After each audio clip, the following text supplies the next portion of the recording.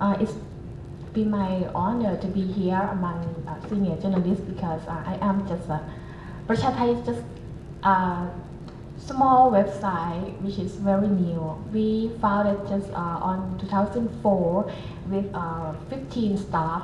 Okay, I will start from the clip. In this clip, the red shirt quotes Thai media because they feel that the way Thai media represent red shirt movement is unfair, and that should be the responsible of Thai media for the worst situation in Thai political crisis. The situation happened on 19 May, is the day of the crackdown of the red shirt. It's just in front of UN office in Bangkok. I was there, and on the night before 19, I have heard from a group of academics that they will go to the UN office to ask for any action from the UN to protect people from the violence. So I went there on the morning of 19 and see around 100 people there, and I wear this is press ID tag, and which I received from the Thai Journalists Association, with hope that I might get into the building of the UN office in case that UN officer come down to receive the letter from people or academic. But this is useless at all because I cannot get inside the building, and besides, I workers by the red shirt as well on behalf of Thai journalists. I will start from the PowerPoint that why the red shirt being hostile to Thai media, and we have to pay attention to understand them. I think this political crisis based on the debate about the electoral democracy principle. You believe it or not, because just because of Thaksin is an evil and corrupt, so we do not need to care about the mechanism to step him down, or we can just wait for the next election. I think this is the main debate. And the second, based on electoral vote, the red shirt who recognize themselves as majority, they can feel that they have been violated their right to vote because of the coup on 2006. And I think the most important thing is that many power players this time show up. I mean establishment, justice system, military, middle class, come with yellow shirt, and grassroots come with the red shirt, and even media. Please notice that the anti-Thaksin movement and call for the royal and military intervention led by the biggest media corporation, Manager Group. So they can feel like this is unfair, that some media can consist. Meanwhile, their own media like community radio were shut down. 2002, I think the mainstream media have self-censorship sharply. We can see from even the wording they use, they just follow the government like a good obedience. When the government vowed the military to disperse red shirt rally, they use in Thai word กระชับพื้นที่ which can translate directly to English, tighten the area. It's just like you hug people, like tighten. But actually they come with the rifle. Actually it's the crackdown. But Thai media also use that word กระชับพื้นที่ or maybe ขอคืนพื้นที่ mean reclaim the area. But yes, you come with the tank and all weapons, and actually reclaim the area is dispersed rally. But Thai mainstream media just follow it. So I think the red shirt just look for the the new way to access information. So they can access the information from various like portal websites with some websites just broadcast the speech from the lecture stage, and people go to website, to the portal websites which broadcast the lecture movement. Even though under emergency degree and Computer Crime Act, they were blocked for around 304,000 URLs. But this is the good opportunity for the people to learn about how to go to the website through web proxy. So Thai grassroots become fast learner about IT because of that. And yes, of course, we have the website. It's independent website which founded by just a group with few people like Thai Free News or Thai E-News or New Sky Thailand to just present their points of view or a news from their own site, and also Pracha Thai. And Facebook and Twitter become alternative way to access the internet by the Facebook user or Twitter user. And of course, they have community radio and cable television.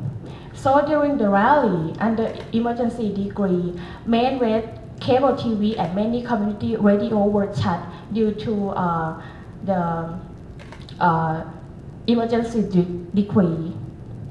But before it's been shut down, we can see people went protect their media. What happened just in front of the Thaikom station?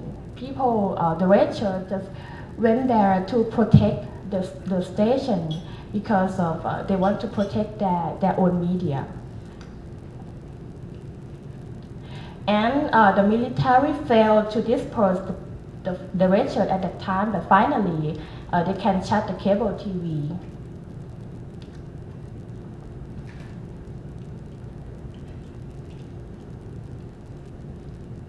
Okay, this is the number of users will increase in the April 2010.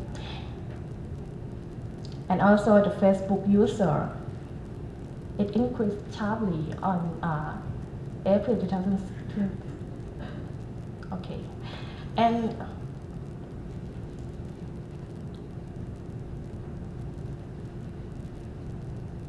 how Facebook work?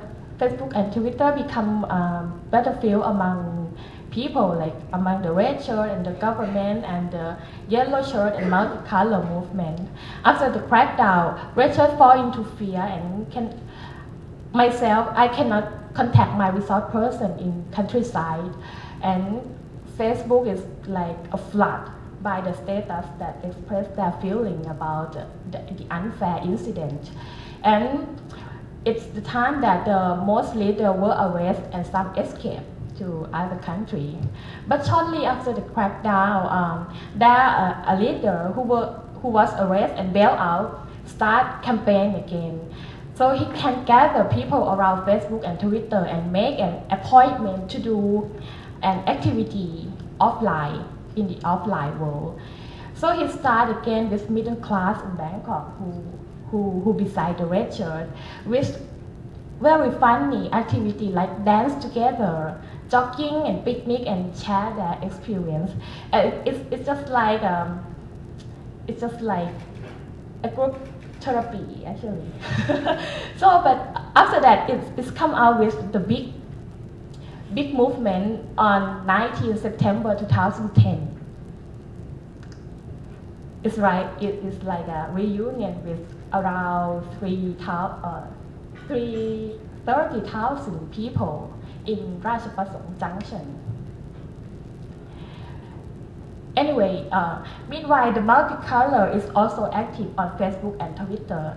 Just 2 days after crackdown, they can gather through Facebook and move out to cleaning Bangkok, which we can see from the news. It's called Big Cleaning Day, to just cleaning Bangkok from what red shirt, maybe they burn or they just put the sprays on the wall.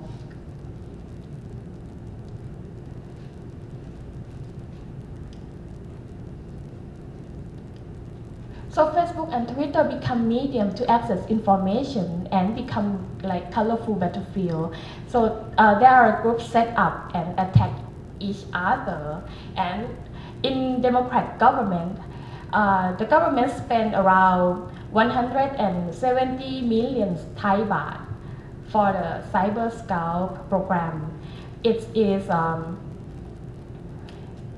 aimed to train a schoolboy to monitor cyberspace who are insulting the government or insulting the king.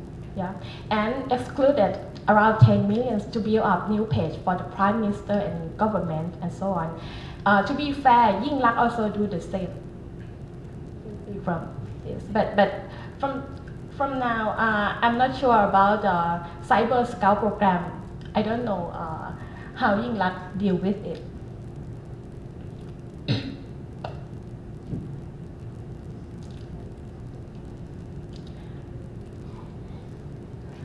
This is also the red shirt movement, which gathered through Facebook first, because of at that period, the media report about the weapon in the red shirt side. So they just want to show up that they have no weapon. So they just decide to the activity to show up that they come with no weapon. It's called Naked for Life. It is after 19 crackdown. And this is also another activity of it's like independent photographer who went just to collect a picture of the red shirt and want to show that how they learn about the red shirt. So it is an exhibition called Unseen Red Shirt. And this is big cleaning day on just after the crackdown.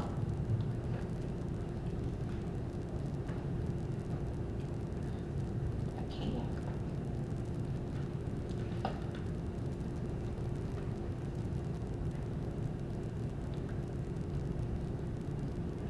So what I learned from the crackdown and the Thai political crisis is the characteristic of online media. It's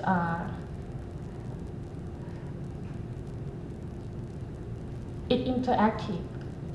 It just it's like different kind of culture from the old day that you can participate. You are not just the reader, but you can report by yourself, and you can also express your opinion just after you read the news, or maybe you can in the time that the journalist cannot get inside the field, like there are an attack and you just there and you just have a compact camera, then you just take the photo and put it on YouTube. So this is empower ordinary people to just express what they see. And it's opening the space for marginalized people. And from my point of view, I think the red shirt, they can just feel that they are marginalized by the mainstream media. So they just want to express their own way. And it reduced the dominance of mainstream media and the state in controlling the flow of the information. The next what I learned is the online media not restrict in time and space. I found that political mobilization through the internet reached far and wide with low cost. But notice that the mobilization online needs to be connected to the movement in offline world. For example, in Thailand, it's the witch hunting moved due to persecution of those who are alleged to have committed less marriages. And there were many supporters of witch hunting because of it does happen in offline. And the online media can be anonymous to be safe, because it's like an advantage of new media that people can just express their opinion and can conceal their identity. Anyway, it's costly access because to access the internet, you must pay for the computer equipment and internet service. Then most of the audience and users tend to be like middle class. So maybe that is your target. If you just do online media, so your target may be just middle class. And I found that online media not accept as the new media. What I learned with big tech is that it's difficult to get it. For me, as a Prasha Thai website, I have to ask my friend in Thailand newspaper, which is the biggest newspaper, to get it for me, and she take it for four piece. And when I get it, I have to share with other alternative online media. Yeah, we just have one for one website. Anyway, but it cannot protect you. But the challenge of the new media, I think, is allow diverse information, particularly when mainstream media is subject to self-censorship, and it's rapid. It's like the real time, you can report things real time. And this is the big challenge for mainstream media, especially in crisis, which you need number of reporters. So in case of Rachel's crackdown, we can go to YouTube and get varied incident, and it made me wonder how different between professional and non-professional at that time, because you can just present like a jigsaw of the whole picture. It's just the same. It depends on where you are at the time. I found that we have the obstacle. Because the online media has limitation in lack of narrative. They just put picture or just some short script, but